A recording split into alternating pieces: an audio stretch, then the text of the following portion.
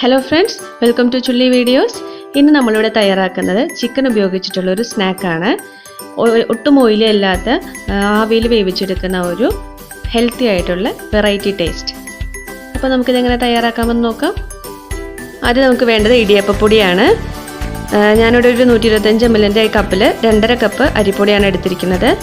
ഇനി ഇതിലേക്ക് ആവശ്യത്തിന് ഉപ്പ് ചേർത്തൊന്ന് മിക്സ് ചെയ്യാം. പൊടി കുഴയ്ക്കാനായിട്ട് തിളച്ച വെള്ളമാണ് ഉപയോഗിക്കുന്നത്. കുറച്ചായിട്ട് വെള്ളം ചേർത്ത് കൊടുക്കാം. ഇടിയപ്പത്തിന് കുഴയ്ക്കുന്ന ഒരു പരുവത്തിൽ വേണത് കുഴച്ചെടുക്കാനായിട്ട്. വെള്ളം കൂടി പോകരുത്. തിളച്ച വെള്ളമായതുകൊണ്ട് നമുക്ക് സ്പൂൺ കൊണ്ട് ആദ്യമായിട്ടൊന്ന് മിക്സ് ചെയ്ത് വെക്കാം. ഇതൊന്ന് ചൂടാറിയിട്ട് വേണം നമുക്ക് നല്ലോണം കുഴച്ചെടുക്കാനായിട്ട്. അപ്പോഴേക്കും നമുക്ക് നമ്മുടെ ഫില്ലിങ് തയ്യാറാക്കാം. ഇതിനായിട്ട് ഒരു 150 ഗ്രാം ചിക്കൻ ഉപ്പും മഞ്ഞൾപ്പൊടിയും ചേർത്ത് വേവിച്ച് ചതച്ചെടുത്ത് വെച്ചിട്ടുണ്ട്.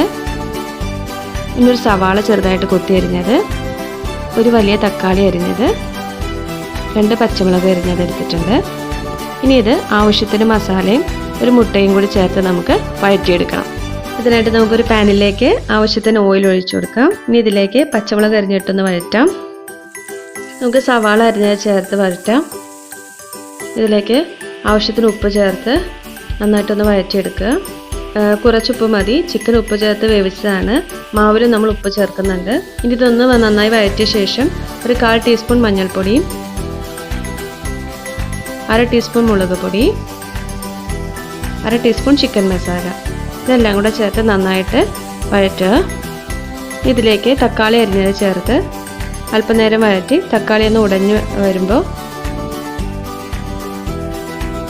ചതച്ച ചിക്കൻ ചേർത്ത് കൊടുക്കാം.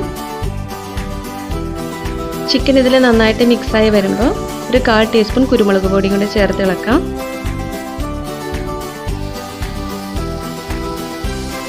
ഇനി നമുക്കിതിലേക്ക് ഒരു മുട്ട പൊട്ടിച്ചൊഴിക്കാം. നിർബന്ധമില്ല, ഇഷ്ടമുണ്ടെങ്കിൽ മാത്രം ചേർത്താൽ മതി.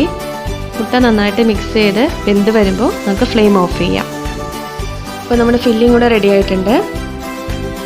നമുക്ക് നമ്മുടെ മാവ് നല്ലോണം ചൂടാറിയിട്ടുണ്ട്. ഇതൊന്ന് കൈകൊണ്ട് ശരിക്ക് കുഴച്ച് മയപ്പെടുത്തിയെടുക്കാം. എന്നിട്ട് കുറച്ച് മാവ് ഇതുപോലെ ഉരുട്ടി പരത്തി നടുക്കൊന്ന് കുഴിച്ചെടുത്തിട്ട് ഓരോ സ്പൂൺ ചിക്കൻ ഫില്ലിംഗ് ഇട്ട് ഉരുട്ടിയെടുക്കണം.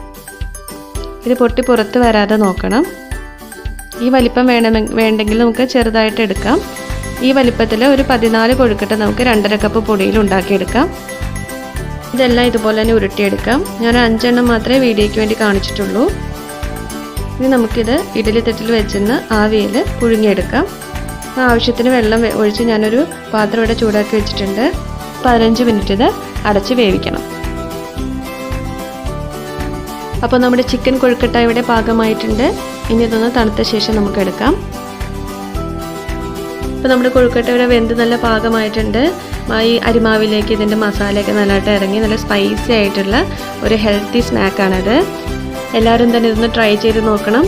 നിങ്ങൾക്ക് എല്ലാവർക്കും ഇത് ഇഷ്ടമാവും. ഇന്നത്തെ റെസിപ്പി നിങ്ങൾക്ക് എല്ലാവർക്കും ഇഷ്ടമായെന്ന് വിചാരിക്കുന്നു. ഇഷ്ടമായെങ്കിൽ ലൈക്ക് ചെയ്യുക, ഷെയർ ചെയ്യുക, സബ്സ്ക്രൈബ് ചെയ്യുക, ബെൽ ഐക്കൺ കൂടെ ഒന്ന് എനേബിൾ ചെയ്യുക. മറ്റൊരു വീഡിയോയുമായി നമുക്ക് വീണ്ടും കാണാം. താങ്ക്